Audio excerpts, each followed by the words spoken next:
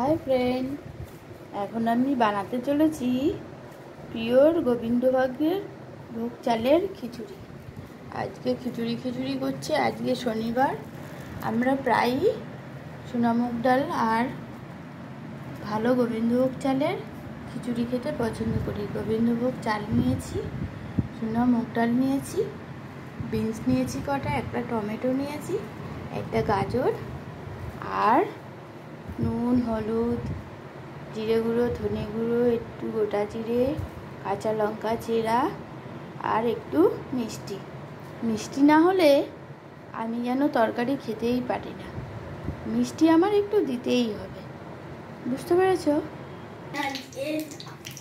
কড়াই গরম করেছি।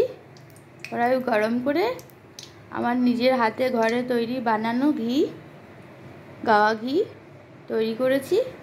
এবার এর মধ্যে আমি মুগ ডালটা একটু ঝটপট ভেজে নেব।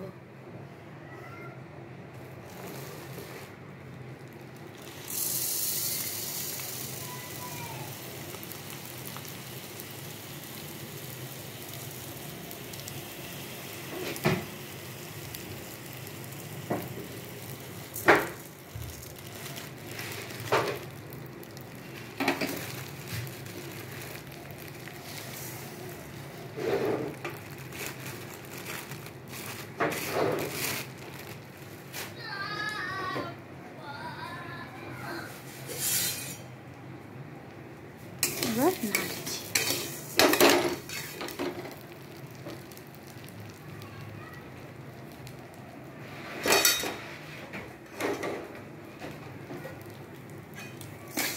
ভালো করে নাড়বো যাতে ডালটা ভালো করে ভাজা হয়ে যায়।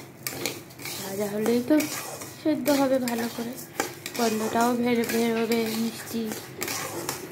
খেতে ইচ্ছা করছে। রান্না যতই ভালো হোক, গন্ধটা যদি ঠিকঠাক না বেরোয় না, তাহলে খাওয়ার মনই লাগে না। গন্ধেই যেন খাওয়ার ইচ্ছাটা জেগে ওঠে।